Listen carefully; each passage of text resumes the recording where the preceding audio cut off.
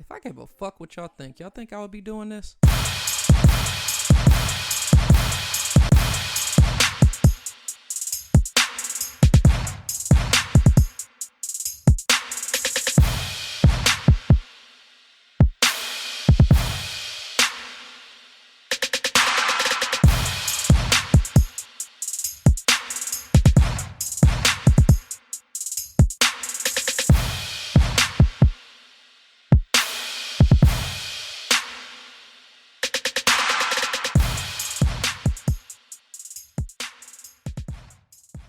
Welcome to the FMFU podcast, the podcast that's from me, for us. Vulgar but true, real and never fake. I'm your host, Reese, and I've got a lot of shit on my mind today, so let's get into it. Yeah, I gotta talk. Shit. Is this thing on? I guess it is. Happy Friday, people, and welcome to an all-new exciting episode of the podcast that's from me and for us. The podcast that's real and never fake. The podcast that's been missing in fucking action. God damn it. How long has it been since I've been on here talking my shit? Like 3 months? Jesus, I can't believe it's been that long. I'll have to be honest and say that it has bothered me that I haven't been able to get on the mic and pop my shit weekly, especially because I did have quite a few people reaching out and asking me, my nigga, where you been? Most of the people who strictly listen to the pod and don't happen to pay attention to the FMFU Instagram or the FMFU Twitter page might not know much about what's going on and probably thought something like, shit, last I heard from this nigga Reese, this nigga was talking about going to DC and shit. This nigga Reese done went to DC and just decided to quit the fucking podcast. I guess this nigga decided to take the summer off like he in school or some shit. Nah, nigga, that ain't even the case. But I will give you a backstory on what the fuck has been going on. Where do I start? Here we go! So last time I was on my podcast phone talking my shit, you might not remember, but I told you I was going to DC to kick it at the BAFC, aka the Big Ass Fucking Cookout. It was planned as a weekend trip, and me and the fellas, we ended up waking up super early on Friday, planning to hit the road about, 3:30. We might have hit a little later because, niggas can never be right on time. You know what I'm saying? But even still, the earlier the better. Want to beat the New York traffic, you know what I mean? So we on the way down, blazing fast down 95, jamming to some throwback Diplomats and shit. And then all of a sudden, we all get an alert at the same damn time talking about, hey, due to weather changes, particularly the upcoming thunderstorm warnings, we've had to postpone the event. We want to make sure we provide an amazing and safe event for everybody. So with that being said, the rescheduled date is July 14th.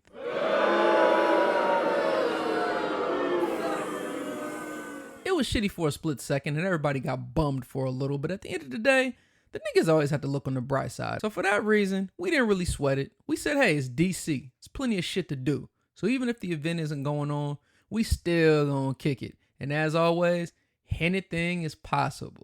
Plus, a couple weeks later, I ended up selling my ticket to someone for the rescheduled one. And I ended up getting most of my bread back at least. So that's always a win for me. But anyway, so before we went down for this trip, I had learned earlier in the week that there was a potential that this trip was going to get cut a little short and we would have to leave real early on Sunday, which unfortunately would mean that we'd be missing all the dope ass brunches. The trip was potentially getting cut short because of my goddamn job, and they're in these fucking contract negotiations with our two biggest unions, and being that I'm management, I had to be on standby Sunday night to work 7 p.m. to 7 a.m. in case the negotiations didn't work out and the current contract expired. There was a little bit of a slight chance, if you want to call it, that things could work out and that, the company, they wouldn't need me to come in and everyone would just, go back to work Monday morning like normal. At least that's what I was hoping for. Unluckily for me, that shit never saw the light of fucking day. And since that shit ain't work out, all it meant was a nigga had to be at work Sunday fucking night. God damn. So let's rewind a little bit. Go back a couple days. Imagine waking up 3 a.m. Friday morning. Get on the road. You're driving 7 to 8 hours to get to DC. As soon as you touch down, you get some brunch. Go straight to the ABC. Get mad Henny, drinking fucking Henny all weekend. Kicking it all weekend and drinking Henny all Friday and all Saturday. Then having to turn the fuck around. Get up early Sunday morning to drive back 7 to 8 hours while dealing with fucking Sunday, New York and Connecticut traffic. Just to rush to grab your wheel, grab some dinner, then going to work at 7 p.m.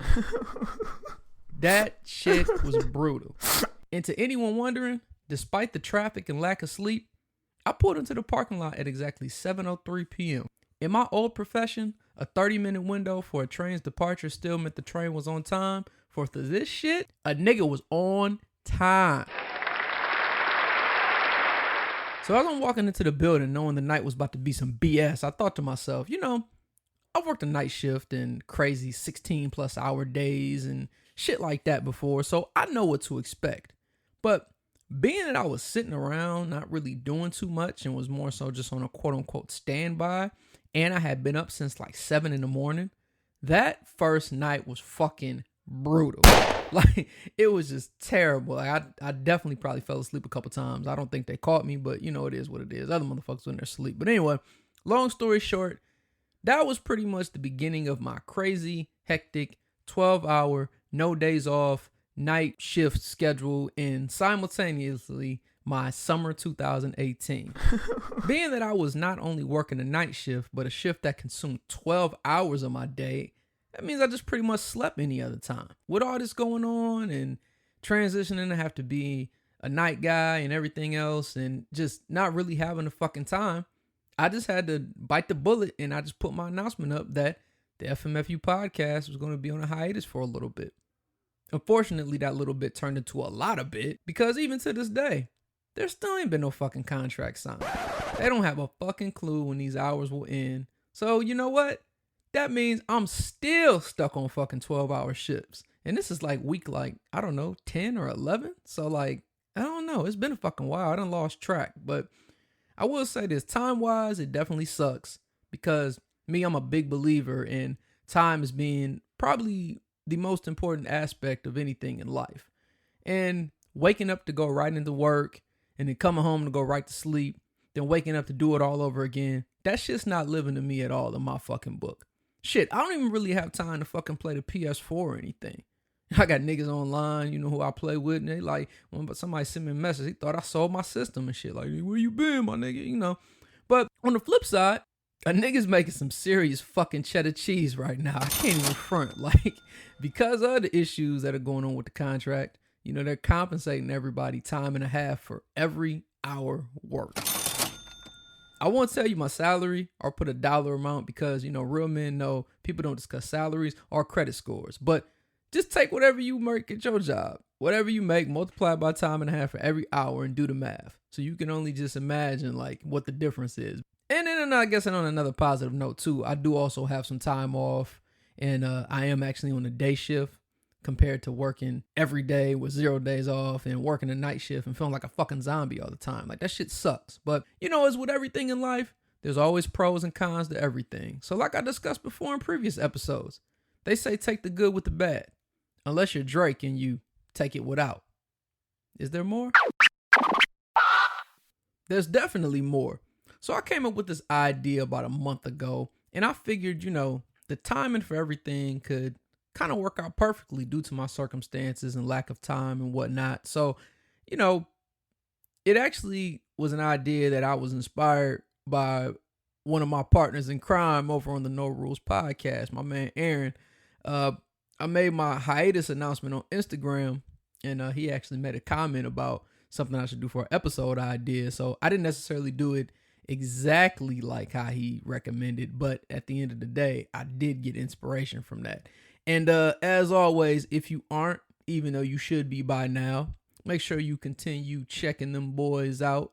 That's my boys over on the No Rules podcast. They are on Apple, SoundCloud, and if you're really hip, you can catch them on Anchor as well. They continue to do their thing and do plenty of coverage, and been keeping me laughing through this summer. So, fellas, we need another collab soon. Sometimes we'll make that shit happen. But moving on, summertime, as I've said before, is one of my favorite times. And not just for me, but probably for a whole lot of you other motherfuckers as well.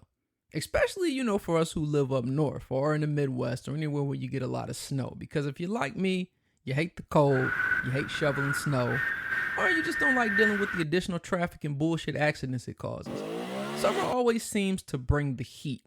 Not only literally, but figuratively.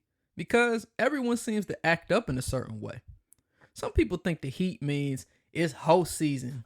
Ow. Some will probably blame it on the Mercury retrograde or whatever the fuck. Some people take it back to 2012 and say, fuck it, YOLO. Who knows exactly what it is? Summer 18 might have not been eventful for me, but it was definitely a lot of eventful shit that went down. So I'm going to start with the month of June. It's the FMFU podcast, bitch. One topic I saw online and on the news that struck a nerve, as it always does, was that I saw that I guess a neighbor had called the cops on a young black kid who was doing nothing but cutting the goddamn grass.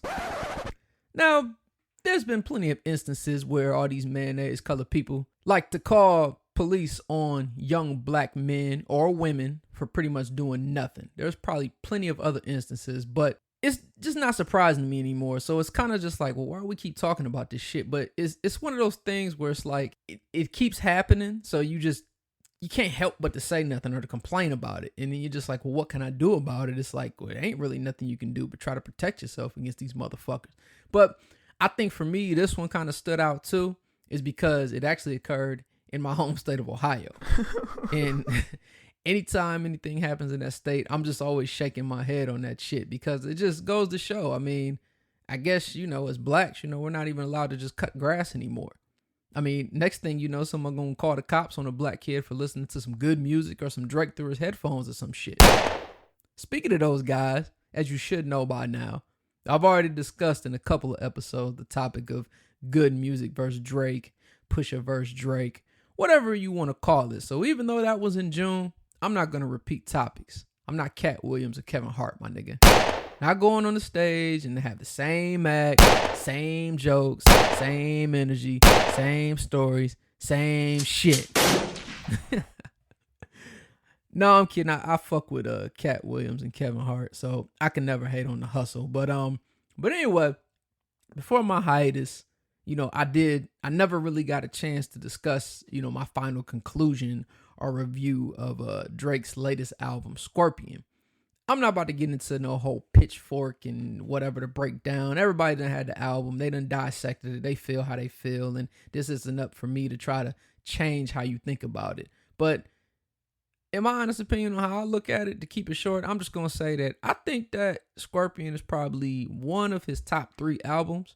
And reason being is because realistically, I'm not going to lie, as great of an artist that Drake is, I don't really think he always puts out the best albums if you compare it to like his features, especially his early stuff. But personally, I think it has something for everyone, including, grade A bars. You got some good beats on there, especially that Mariah one. That shit's fire. You always got a whole, anytime you put a whole verse on something, that's just going to make you be like, okay, that's signed and sealed. And then, of course, you got the singing side, and then it's pretty much split down the middle from like rap and singing for 25 tracks or something. So I mean, it's got something for the ladies too. But, I put it like this, regardless of whatever I thought about it or not, we all knew this shit was going to blow up with the streaming numbers because, as I said before, Drake doesn't take a loss.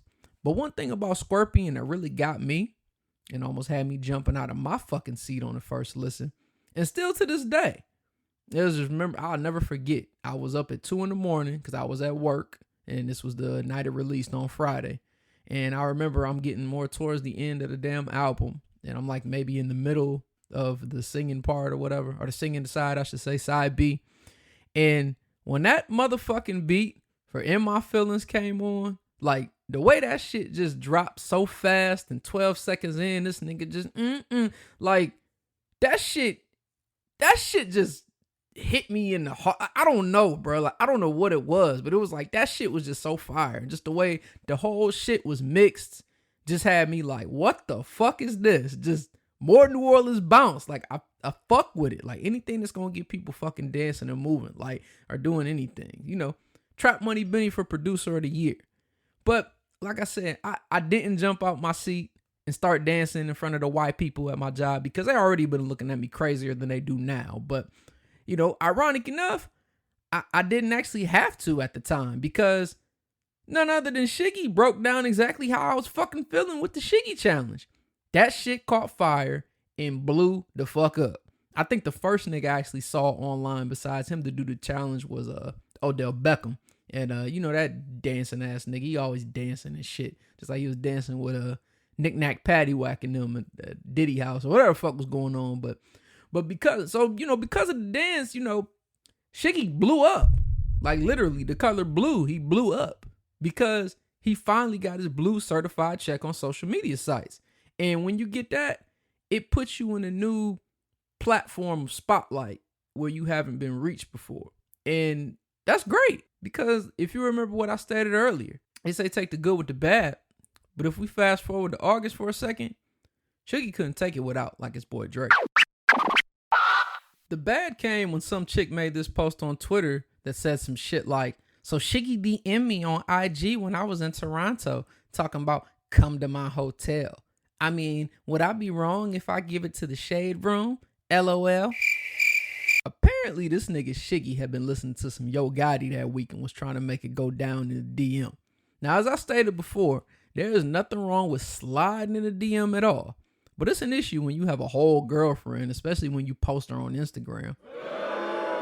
We can all agree he was wrong because he has a girl. But on the flip side, I think it's just as fucked up Shorty tried to expose him while trying to chase clout. Before the Do the Shiggy dance blew up, that fake Instagram model or whatever you want to call her wouldn't even entertain his DM. 9 times out of 10, she would have just ignored it and kept it moving. But Shorty was clout chasing. And because of this, Shiggy had to make a Kevin Hart-esque apology on Instagram, which hopefully it worked out for him and his lady, and hopefully they can move on from it. What's funny, though, about this whole thing is that I always said that, black men don't cheat. And I thought Shiggy was going to make me a liar. But come to find out from his Breakfast Club interview, Shiggy is actually from Grenada. So as I said before on the No Rules podcast, black American men don't cheat. Word to Canadian cheating, Kardashian curse carrying into Cleveland Cavaliers locker room ass Tristan Thompson. Non-American black men, y'all motherfuckers got to get it together. You can't be out here cheating and disrespecting the female that's in your life. Come on, man. But speaking of that, is female now considered a derogatory term? There was this big topic going on at one point in time in June. It was about how the word female makes me cringe. Calling a woman female is disrespectful. And I seen it for about a week or two. So I took it upon myself and I asked the question, and I think I actually hopped on somebody's status when they were talking about it. And I got a slew of responses on both ends. One that stuck out to me, and I had to write this shit down because I wasn't going to remember all this. It was something like, female, it's an adjective. Use it to describe something, i.e. female plant, etc. People have started to use it as a noun, but we already have nouns that work, i.e. girl, woman, etc. But for whatever reason, the preference is on female. Now for me as a male, and you see I call myself male, not a man, I personally think this shit is dumb as fuck. And that's just me being real. Y'all men only use the word female when y'all are being negative about women. So y'all use it as a substitute for the word bitch. You goddamn right. And so the fuck what? Bitch? Ladies, would you rather your man, when he pissed off, call you a sensitive ass female or a sensitive ass bitch? I'm going to assume the former instead of the latter. Now, if we're going to get into conversation about having perfect grammar for a paper or a school presentation or something that you got to do at work, then that's a whole nother topic. But nobody in the urban millennial culture speaks perfect grammar on their free time or on social media. So at the end of the day, ladies, you got to be less sensitive. In the words of my man P from Baby Boy, house full of women, cuz. House full of sensitive ass females. Dealing with they damn hormones. Y'all some unstable creatures. So I ain't gonna say the B word. I'm gonna say unstable creatures. That's my new word for y'all. Yo, that nigga P broke that shit down, man. You know, he's arguing with his girl in front of her mama. So, of course, Shorty chime in like, mama, don't say nothing. I'm telling you. Say anything is gonna make it worse. He about to leave anyway. This nigga Jody walk in. P like, man, I'm just here trying to concentrate and they just won't let a nigga be. See, the nigga was trying to play the video game, but of course they wanted to bother him because in episode V for Vendetta, we already discussed how women hate when we play the video game. You know I get off tangent, goddammit, but you know how it is. At the end of the day, my point is, ladies, stop being so fucking sensitive. Maybe if you weren't, you wouldn't feel as disrespected as a Lakers fan felt on opening night of free agency. Whoops! On to July. July is always an exciting time because even though the NBA season is well over, it sure doesn't feel like it because July 1st marks the official start of NBA free agency. There was a lot of shit that went on during free agency. I'm not going to give a full extensive list of every damn thing. I mean, what the fuck I look like? ESPN? But I will say this. Some of the highlights that I guess I can just say I'm going to address is, CP3, he got paid to go back to Houston. And Carmelo, he got pretty much bought out, traded, whatever, and then signed a 1-year deal with Houston as well. So that's going to be very interesting. But them two moves are more so to me like second tier moves because, if I look at this free agency that happened, I'd say there were about 3 major heavyweight storylines of the free agency. The most recent one was being Kawhi getting shipped up to the Six Gods hometown as a possible 1-year rental in exchange for DeMar DeRozan. We can all assume based on the narrative that Kawhi is going to LA next year, but you know what they say about assuming, and don't make me one of those. What I will say though about this 1-year deal, if people don't think a healthy Kawhi about to be a problem in the East, you bugging and you in denial. You probably only in this denial because your team is either Philly or Boston and you think this is finally our year. 1, 2, Kawhi coming for you. Another heavyweight storyline was at PG-13. They were curious on what he was going to do. The rumblings were there for months, hell even a year or so, that PG was going to go to LA, the Lakers to be exact. This fool told the Indiana Pacers that he was planning on going and wasn't going to re-sign, so that's why they traded him to OKC in the first place. He told the press that he wanted to go there, so anytime you tell the fucking media anything, they're going to blow it up. But it's also due to him being from California, and everybody assuming that, he wants to go collab with another known superstar who was also rumored to be going to the Lakers. PG-13 even had the audacity to put together a 3-part special on ESPN titled My Journey, Part 1 through 3. I saw that special on ESPN and I'm just thinking like, you think you Chris Paul and can do a special when you changing teams, nigga? Nah. Well, apparently I was right because I'm at work and this is still when I'm working like a motherfucking zombie and shit at night. And I'm at work when the free agency shit was going down and out of nowhere I get an alert like, breaking news, Paul George agrees with Thunder on 4-year, $137 million deal. This shit was hilarious to me. I got so many Los Angeles Faker fans on my timeline. It's ridiculous. Faker fans are the ones who, they Kobe dick riding fans and swear they're real Laker fans, but also are the same niggas that were rooting for the Warriors for 4 years because the Lakers were trash.com. I call them low Warrior fans. PG hit the ultimate okie doke on the Lakers, and it was definitely to my delight. Like I said, them niggas used to talk a lot of shit, especially when it came to, the Cavs and all the other shit. Fucking the Warriors. But a little over a week later, the Laker fans, I'm sure they were willing to take their good with the bad because by taking the L of not getting Paul George, they landed the ultimate W when they ended up signing the kid from Akron himself, LeBron James. LeBron signed the LA 4-year, $154 million deal. I'm sure there were a lot of people who were looking for me to make a big take about this shit when it happened because of where I'm from. And everybody knows how I also feel about the media and their rumors. So I'm sure everybody had their eyes peeled. But of course I was MIA, so I couldn't say nothing. But the LeBron to LA rumor has been going on for a while. So, for me personally, like, I never listen to what the media says, so I just kind of take it for what it is. We know they like to get scenarios and make a story out of anything, or now that it was so crazy, everything was online, it's clickbait, as we call it. They just like to build fucking stories. Plus, I used to snarl back at motherfuckers when they'd be like, well, he going to the Lakers. I'd hear that shit. I'd be like, well, why would he leave bums to go carry more bums? But ultimately, hey, I guess, I would rather carry bums in sunny, warm LA than cold Cleveland any day. So, but all jokes aside, as a native Ohioan and a firm believer in rooting for your home squads and not being a bandwagon fuck, I'll have to admit, I'm happy for LeBron. LeBron did everything he was supposed to while he was with the Cavaliers for his 11 years, and he managed to bring a chip to a rust belt of a city in the Midwest. I think the reception when the Lakers come play the Cavs at the Q will be very receptive as well. Like I said before, most people from there weren't mad when he left the first time. They were more so mad how it was done, but at the same time, the nigga earned $2 million for the Boys and Girls Club, so how can you be really mad at that? You can't.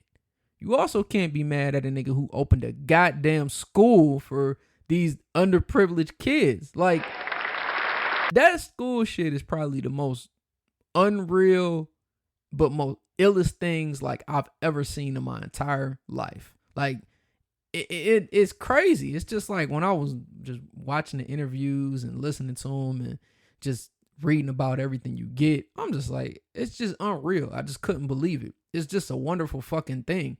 And by this being something that's so great, you would think that, like, there's no one who could say anything bad about that. Who the fuck has anything bad to say about this guy because of that? I mean, the only way you can say some bad shit, is if your name is Dickwad J Dump, the guy in the White House right now. Then maybe you can try to throw a shot, but, ultimately when you do, you look like a fool, as always. So have a seat, Dump. We'll sit you over there right next to sunken place ass Dak Prescott and Papa John's nigger saying ass while, LeBron continues shutting up and dribbling, but being an inspiration for his hometown. But anyways, back to basketball. So there's probably a couple things people are wondering. One thing, and I put this question up and everybody asked me, back, like, well, how do you feel about it? And one thing they were like, well, who you rooting for? You rooting for the Cavs or you rooting for LeBron? So I'm always going to go for the home team. Now, I'm not sitting here saying, okay, Cavs going to go to the finals or anything crazy. No, I'm not an idiot. But at the end of the day, if I have to pick a 1, 2, 3, I'm going to go Cavs, LeBron. I'm not a Laker fan. So LeBron, where the fuck he go. And then I think the next team I'd probably root for would be maybe either the Sixers or the Celtics. I mean, maybe I'm copping out because they're the best teams in the East, but I'm definitely not rooting for no fucking Golden State. So you can kick rocks with that. But yeah, as far as the Cavs go, they might not be as good as they were when he was there, of course. But I'm going to say this, though. I think they'll at least get the fucking 8th seed at minimum. And I'm almost willing to guarantee that shit. And since I'm on the subject of the East, to all y'all motherfuckers that was talking all that East is weak, East is a cakewalk bullshit, when the Celtics or whoever make it to like 6 finals in a row, I want y'all motherfuckers to keep that same fucking energy y'all kept towards my guy. LeBron signing to the Lakers was basically the hottest topic of free agency. But what might have stolen the light slightly, or maybe even more so, was when less than 24 hours later, this motherfucker Boogie Cousins signs with the motherfucking Warriors for the mid-level exception of $5.3 million. Nigga, what? Like, first of all, when I saw this shit, I didn't really pay attention to the team. For some reason, I just seen Boogie, and then I seen a dollar amount. So I'm thinking like it's $53 million. I'm sleeping, I'm working night shift. I'm thinking I got crust in my eyes or something. $53 million. Okay, to where? Then I look and see where it's at. I'm like, how the fuck can they afford him? So I look back again and I'm like, oh, it's 5.3.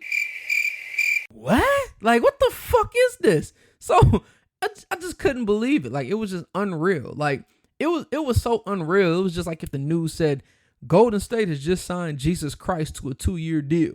Coach Kerr says he has to earn his minutes like everyone else. Hey, that would be an interesting scenario, though. Imagine if you were a GM and Jesus comes down. He's like, my son, I want to play basketball for your team. But let's say like Jesus was terrible at basketball. Like, would you still sign Jesus, or would you like move him to the G League? Like, what do you do in that scenario? Like you you can't be the GM of one of the 30 NBA franchises and it be known as a nigga that cut Jesus off the team. I mean, how you think that shit would work? Like, you can't rely on the commissioner to tell Jesus he couldn't play ball either, because I mean, I'm sure he's gonna feel like, well, wait a minute, this might not work out for me on Judgment Day. Like, that'd be crazy. But moving on. So, I sit here and I'm like, man, how do you only sign for this little bit? So after listening to some of Boogie's interviews and shit, I still thought the reasons was bullshit. I'm not gonna lie, but it is what it is. And I'll just go on record and say this: if this nigga plays 50% of what he used to be by time for the playoffs, then this fucking team is literally the greatest team to ever step on a fucking professional basketball court. And I also want to say that I hope they win 15 championships, because the way y'all niggas value rings, that would mean KD, Steph, and Clay are all better than Michael Jordan.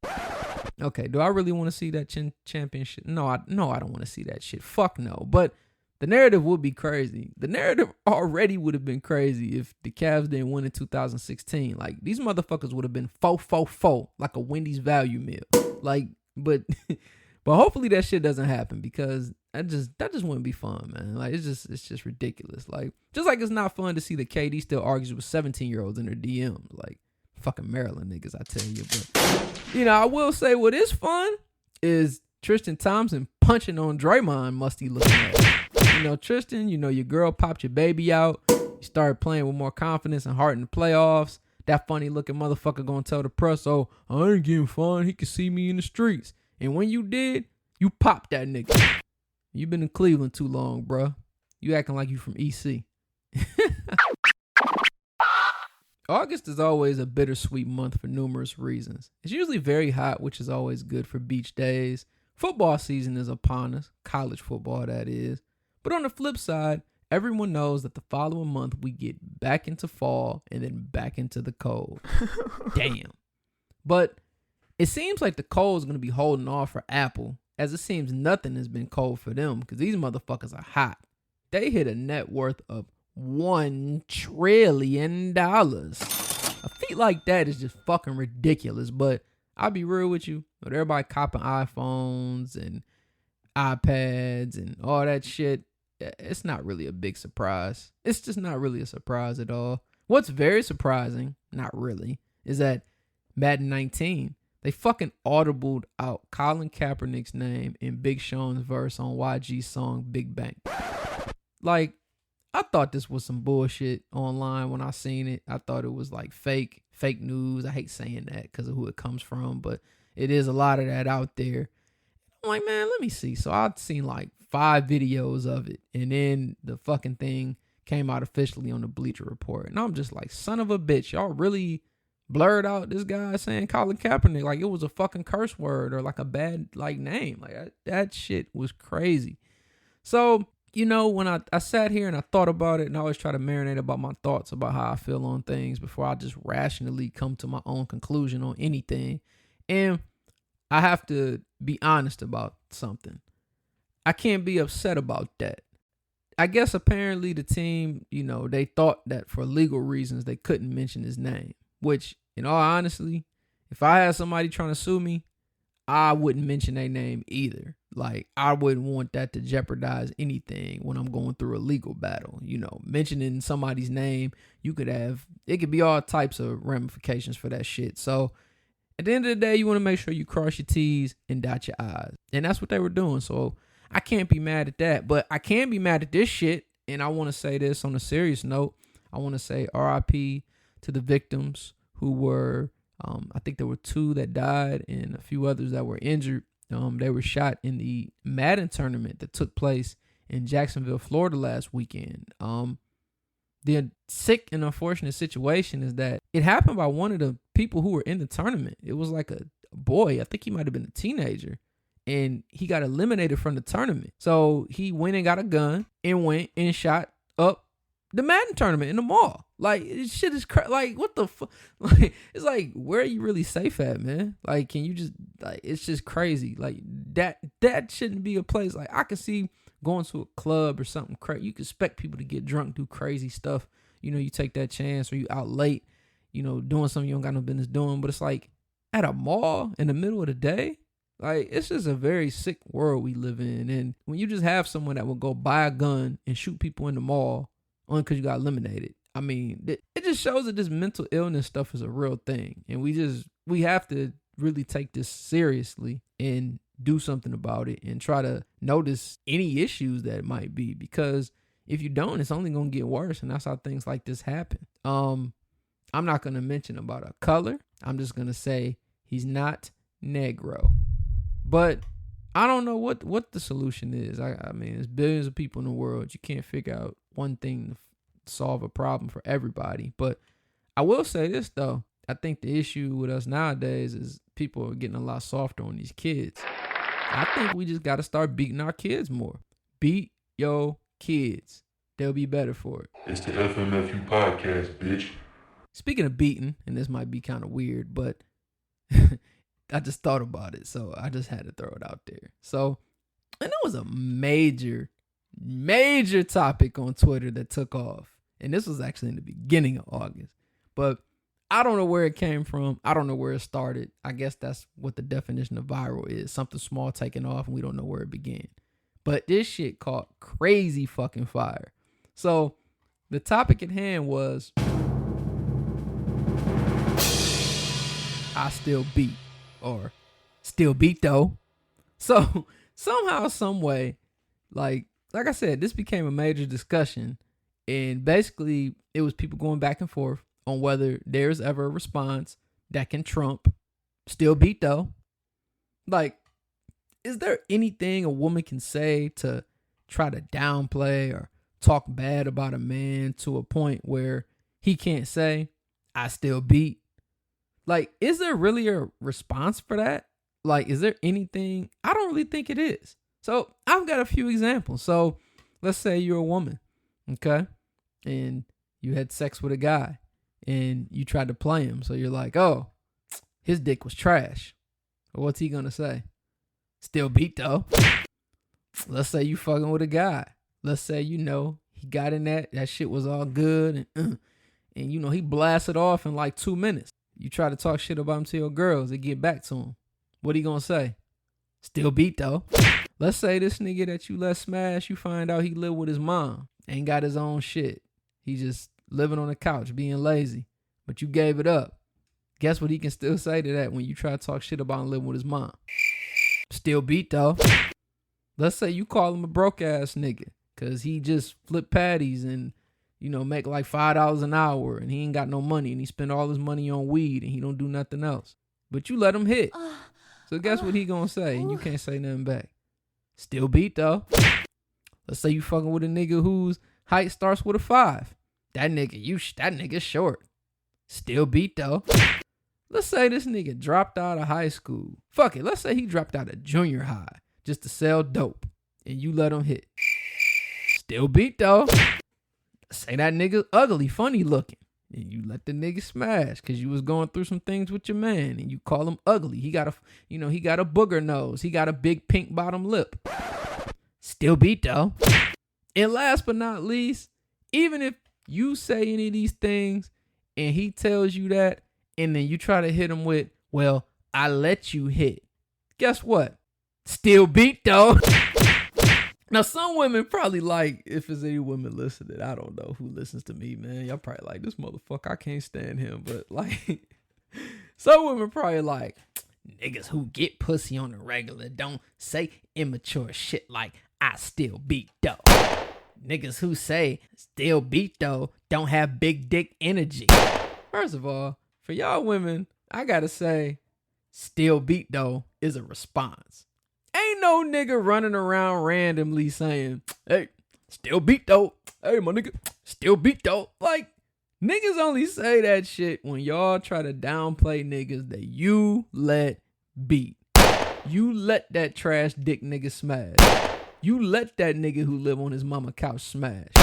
You knew that nigga ain't have a dime, but you let him smash. So at the beginning of the day, you let him hit, but at the end of your day, he still beat. But I'm going to just give you this last gem. You know, there was one last shot that was thrown towards my fellow men. And this was another quote. The quote was, women fuck who they want and men fuck who they can. But my response to that is, men marry who they want and women marry who they can. Boom! I wanted to get into a segment of Couldn't Be Reese. This is pretty much a segment of like, I see a lot of fuck shit online or on TV or anywhere in person, anywhere around me. I see fuck shit all the time. And a lot of times I just think to myself like, yo, how do y'all deal with that shit? Like, no, I couldn't do it. So, you know, here's a few things that I see are from people I know, and we just gonna run them down. So, niggas be having girlfriends, right? Girlfriends be whole hoes on the low and shit, but they still deal with that. Couldn't be Reese. Niggas be wanting their girl to stay home and spend time with them, but instead of listening to her man and staying home, she want to go to the club and shake her ass for other niggas anyway. Couldn't be Reese. Another thing, your girl don't know how to properly season chicken. Meat still fucking bleeds when it comes from the pot. Bitch ain't cooking it right.